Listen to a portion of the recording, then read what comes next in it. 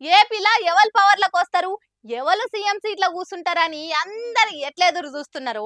గదే రేంజ్ లా పిఠాపురంలో పీకే గెలుస్తాడా లేదా, జనసేన జెండా ఎగురుతుందా లేదా అని కూడా చూస్తున్నారు.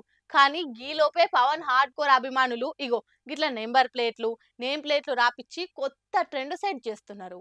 పోయినసారి 2 జాగాల్లో పోటీ చేసి ఓడిపోయిండని పంకపార్టీలు వంకబెట్టి తిడుతుండే వరకలా 5 ఏళ్లు అనగబట్టుకొని ఉన్నారు పవర్ స్టార్ అభిమానులు. ఈసారి కూటమి గట్టి పొత్తుగూడి పిఠాపురంకెళ్ళి నిలబడే వరకలా పవన్ గెలుచుడు పక్కా అని ఆయన ఫ్యాన్స్ ఆశతోనే ఉన్నారు. ఇక అవతలంగా ఏదో ఎట్టికి ఎవరో మామూలు క్యాండిడేట్లు ఉన్నారా అంటే అట్లా కూడా కాదు. వైసీపీకి వెళ్ళి వంగగీత నిలబడు, ఆమెను గెలిపిస్తే డిప్యూటీ సీఎం చేస్తా అని జగన్ మాటిచ్చే వరకలా పోటీ ఇంకింత టఫ్ అయింది. ఇక రిజల్ట్ రాగానే జూన్ 4 తారీఖు నాడు జూలిడిచిన సింహాల లెక్క మన ప్రతాపం మీద చూపిద్దామని పవన్ ఫ్యాన్స్ కొందరు ఎగ్జైటింగ్ ఎదురు చూస్తుంటే ఈ లోపు ఇంకొందరు పవన్ భక్తులు ఇగో ఇట్లా నెంబర్ ప్లేట్లు కార్లకు స్టిక్కర్లతో తిరుగుతున్నారట. పిఠాపురం ఎమ్మెల్యే గారు తాలూకా అని రాపిచ్చి ఏపీ పాలిటిక్స్ లో ట్రెండ్ ఫాలో అవడు కాదు, సరికొత్త ట్రెండ్ క్రియేట్ చేస్తున్నారు. మరి పార్టీ పెట్టిన 10 ఏళ్ల సంధి 10 అనేదే లేకపోయా పవన్ కు. ఎంతమంది ఫ్యాన్స్ ఉన్నా ట్వీట్లు వేస్తారు కానీ ఓట్లేరని కూడా సోషల్ మీడియాలో మస్తు మాటలనే. దాంతో ఈసారి పిఠాపురంలో గెలుస్తారా లేదా అని కాదు, ఎంత మెజార్టీతో గెలుస్తారా అనేది అసలు సవాల్ అనుకుంటా ఫ్యాన్స్ పోస్టులు పెడుతున్నారు. మరి ఈ రేంజ్ అభిమానం చూపిస్తున్న ఫ్యాన్స్ కళ నెరవేరుతుందా, పవన్ ఆశ తీరుతుందా, పిఠాపురంలో జనసేన జెండా ఎగురుతుందా అనేది జూన్ 4 తారీఖు నాడు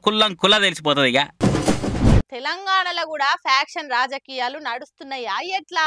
వరుసగా ఇస్తున్న ఇన్సిడెంట్లు చూస్తుంటే చాలా మందికి గదే డౌట్ వస్తున్నదట. కష్టపడి ఇల్లు కట్టి తప్పదాయి కాలు పెట్టినట్టు కొంతమంది బుడ్డ కాంగ్రెస్ లీడర్లు చేయబట్టి సీఎం సారు ఏలువడికి కాంగ్రెస్ పాలనకు పనిగట్టుకొని చెడ్డ పేరు తెప్పిస్తున్నారన్న ముచ్చట వినబడుతుంది.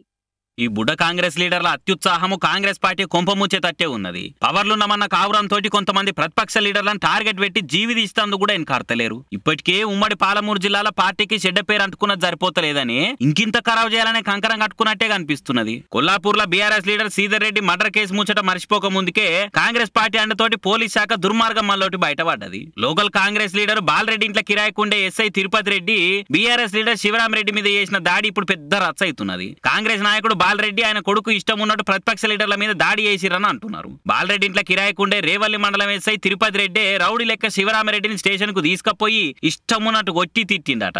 అంతేకాదు బాలరెడ్డి ఇంటికి సెక్యూరిటీ పెట్టి శివరామరెడ్డిని స్టేషన్ నిర్బంధించి పోలీస్ జులును చూపించిందని కూడా అంటున్నారు. మరి తిరుపతి రెడ్డి గారికి కాకి బట్టలేగానే ఇంత కావరం ఎందుకు? ఎలకాలం ఒక్కలే అధికారంలో ఉంటారా ఎట్లా? స్వామి భక్తిని చాటుకునే పద్ధతి గిదా అని ఇంకొందరు అరుచుకుంటున్నది. ఇప్పటికే పబ్లిక్ లో పోలీసు వాళ్ళ పతారా ఇంత కచ్చరైపోతున్నది. ఈసొంటి పనులతోటి ఇంకింత నాశనం పట్టిస్తురుగా అని ఇంకొందరు అరుచుకుంటారు సోషల్ మీడియాలో. ప్రతిపక్ష లీడర్లు తుమ్మినా దగ్గినా తప్పంటే ఎట్లా? గతంలో బీఆర్ఎస్ వాళ్ళు చేసిన దానికే ఇప్పుడు మూల్యం చెల్లించుకున్నారు. కాంగ్రెస్ బుడ్డ లీడర్లు కూడా అదే కోరుకుంటారా ఎట్లా అని అనుమానాలు వస్తున్నాయట ఈ సంగతి ఎరికైన పబ్లిక్. ఇక